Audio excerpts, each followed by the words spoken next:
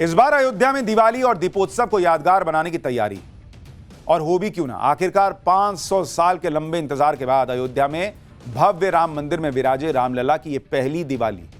इसलिए दिवाली से पहले ही अयोध्या और राम मंदिर खूबसूरत रोशनी से जगमगाने लगे। अयोध्या को उसी तरह सजाया और संवारा जा रहा है जिस तरह त्रेता युग में प्रभु श्री राम के लंका विजय के बाद उनके अयोध्या लौटने पर उनका स्वागत हुआ था और उस वक्त सजाया गया था। इसी साल 22 जनवरी को रामलला की प्राण प्रतिष्ठा के बाद यह दूसरा बड़ा मौका है जब पूरे देश ही नहीं बल्कि दुनिया की नजर भी अयोध्या पर टिकने वाली है, जिसकी झलक अयोध्या में दिवाली से पहले ही नजर आने लगी है। अयोध्या की गली गली खूबसूरत रोशनी से जगमगा चुकी है। रामपथ से लेकर रामकथा पार्क तक सभी सड़कों के किनारे रंग बिरंगी लाइट्स लगाई जा चुकी है। राम की पैड़ी समेत सारे घाट रोशनी से जगमगा रहे। अयोध्या सज संवर रही है तो राम मंदिर की भी भव्य सजावट हुई है। राम मंदिर दिवाली के कई दिनों पहले से ही रोशनी से जगमगाने लगा था और दिवाली पर तो राम मंदिर की और भी दिव्य सजावट करने की तैयारी की गई। दीपावली से पहले ही अयोध्या को रोशन किया जा चुका है। अयोध्या की तस्वीर बदली भी नजर आ रही है, हर तरफ रोशनी ही रोशनी। दिवाली से ठीक एक दिन पहले दीपोत्सव पर भी नया रिकॉर्ड बनाने की तैयारी। इस बार अयोध्या में दीपोत्सव पर 25 लाख से ज्यादा दिए जलाए जाएंगे। सरयू नदी के किनारे बने अलग अलग 55 घाटों पर जब इन दियों को जलाया जाएगा तो वो नजारा अद्भुत होगा। दीपोत्सव को लेकर अयोध्या में तैयारियां पूरी हो चुकी हैं। घाटों पर दिए सजाए जा चुके हैं ऑलरेडी। दीपोत्सव पर दिए जलाने का तो नया रिकॉर्ड हर बार बन ही रहा है, लेकिन इस बार दीपोत्सव के दिन होने वाली सरयू आरती पर भी नया रिकॉर्ड बनने वाला है। इस बार दीपोत्सव के दिन सरयू घाट पर एक साथ 1100 लोग महाआरती में हिस्सा लेंगे, जिसकी आज भी सरयू घाट पर रिहर्सल हुई है। इसके अलावा दिवाली से पहले अयोध्या में राम की पैड़ी हर रोज लेजर शो से जगमगाएगी। इस लेजर शो के जरिए लोगों को भगवान राम की कथाएं देखने का मौका मिलेगा।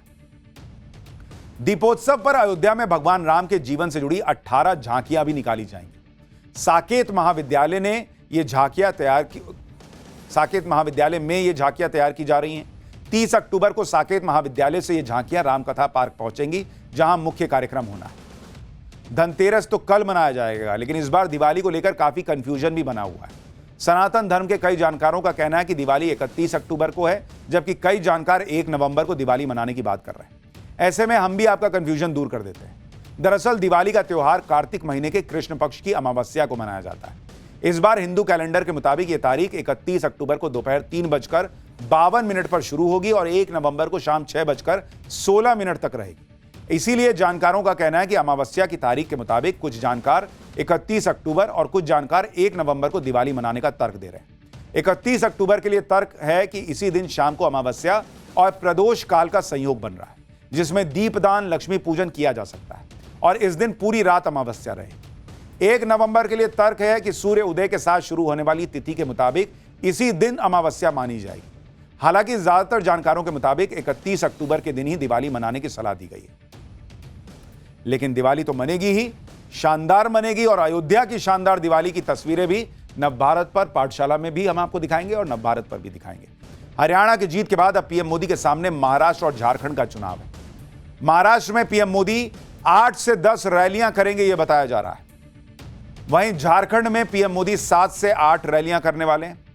खास बात यह है कि पीएम मोदी महाराष्ट्र में बीजेपी के गठबंधन के दूसरे दलों के जो कैंडिडेट्स हैं उनके लिए भी वोट मांगेंगे, जिससे यह मैसेज जाए कि बीजेपी के गठबंधन में सब एक होकर मजबूती से चुनाव लड़ रहे हैं और कहीं कोई खटपट नहीं। उधर आप इंडी गठबंधन का हाल देखेंगे तो वहां आपको खटपट ही खटपट दिखेगी। महाराष्ट्र में इंडी गठबंधन के बीच 85-85-85 का फॉर्मूला बना था।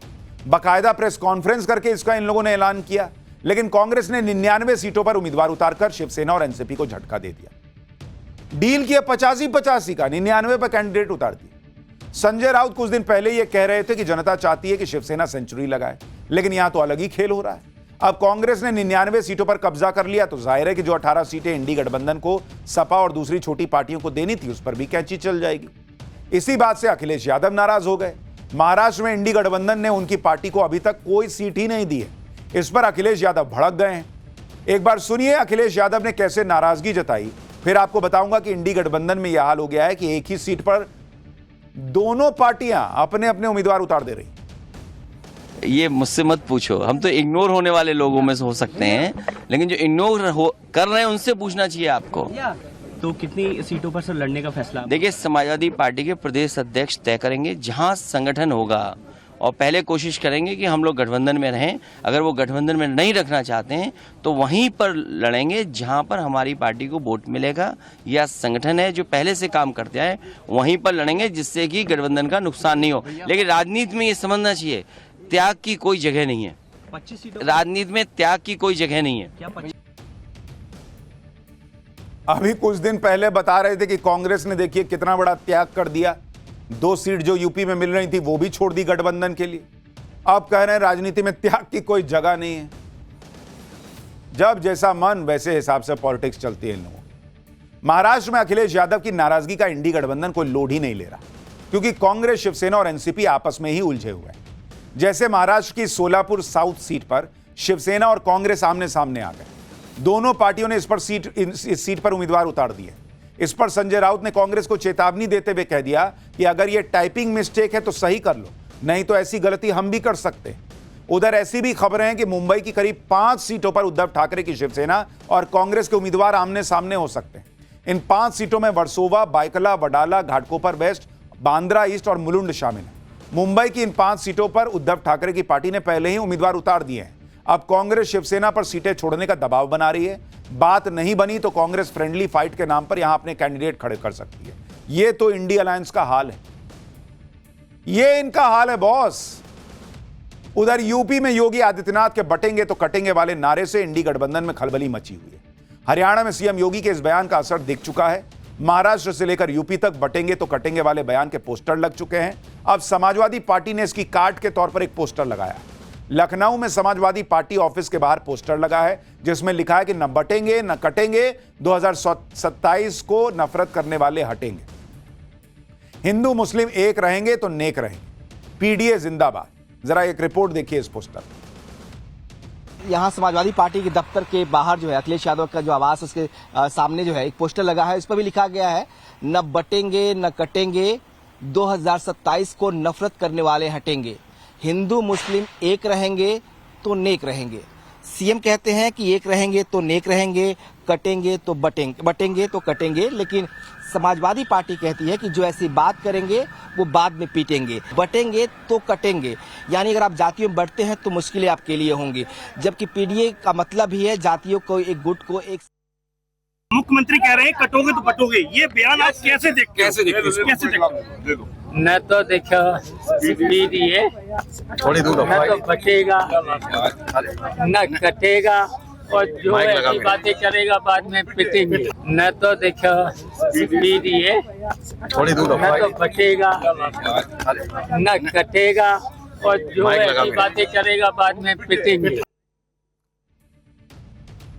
यूपी उपचुनाव के लिए मचे घमासान के बीच बीजेपी ने भी बड़ा प्लान बना दिया है।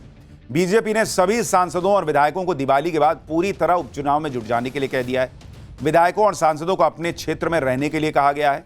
बीजेपी ने 9 सीटों के लिए प्रभारी मंत्रियों को अलग अलग जिम्मेदारी दे दी। एक एक बूथ की जातीय गणित की जिम्मेदारी मंडल अध्यक्ष और जिला अध्यक्ष को दी गई है। जनता को मतदान केंद्र तक लाने के लिए अलग अलग जातियों के क्षेत्रीय नेताओं को लगाया गया है। इसके लिए प्रचार की कमान सीएम योगी के हाथ में रहेगी। हर सीट पर उनकी एक एक रैली होगी। उधर संघ ने भी बड़े पैमाने पर संपर्क अभियान छेड़ा हुआ है। संघ ने उपचुनाव के लिए टोलियां तैयार की। इन टोलियों ने जनता तक संदेश पहुंचाने शुरू भी कर दिए। यानी बीजेपी पूरी तरह से एकजुट होकर यह सियासी लड़ाई लड़ रही है। इंडी वाले एक दूसरे के पैर पे ही कुल्हाड़ी मार रहे हैं। पाठशाला में अब अगली क्लास। जगत गुरु रामभद्राचार्य जी को इतना गुस्सा क्यों आया कि 10 साल के बच्चे को मंच से उतार दिया? खुद को बाल संत बताने वाले अभिनव अरोड़ा की सच्चाई क्या निकली? आइए देखते हैं इस चैप्टर में।